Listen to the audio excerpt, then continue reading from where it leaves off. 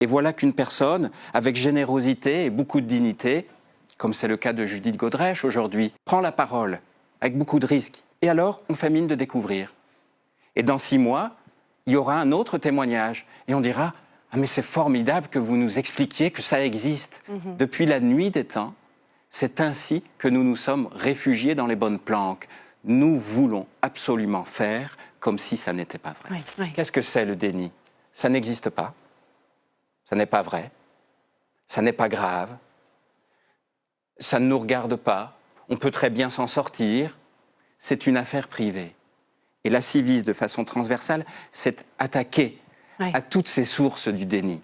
Puis il y a une dernière cause du déni, une dernière modalité confortable de déni, qui est de dire on fait comme si on n'avait rien entendu. On fait comme si à chaque fois, on repartait à zéro, sans histoire, comme un poisson rouge dans son bocal. Et voilà qu'une personne, avec générosité et beaucoup de dignité, comme c'est le cas de Judith Godrèche aujourd'hui, prend la parole avec beaucoup de risques et le fait. Et alors, on fait mine de découvrir. Et dans 6 mois, il y aura un autre témoignage et on dira « Ah mais c'est formidable que vous nous expliquiez que ça existe. Depuis la nuit des temps, c'est ainsi que nous nous sommes réfugiés dans les bonnes planques.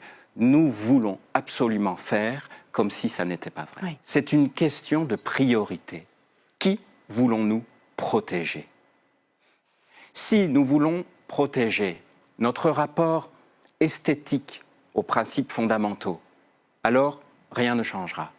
Si nous voulons protéger des enfants, lorsque les enfants révèlent, puisque nous leur demandons « Allez-y, parlez, parlez », la contrepartie implicite, me semble-t-il, le minimum de respect, de dignité, est de dire « Si tu me dis que tu es victime, je te croirai, je te protégerai ».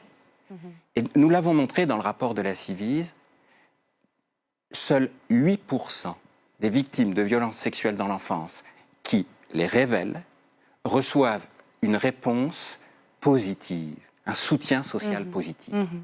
Plus de 9 enfants sur 10 vont se heurter à « ça m'est égal » ou « tu mens ».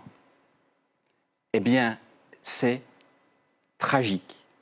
Et il en va de la confiance des enfants dans le monde des adultes.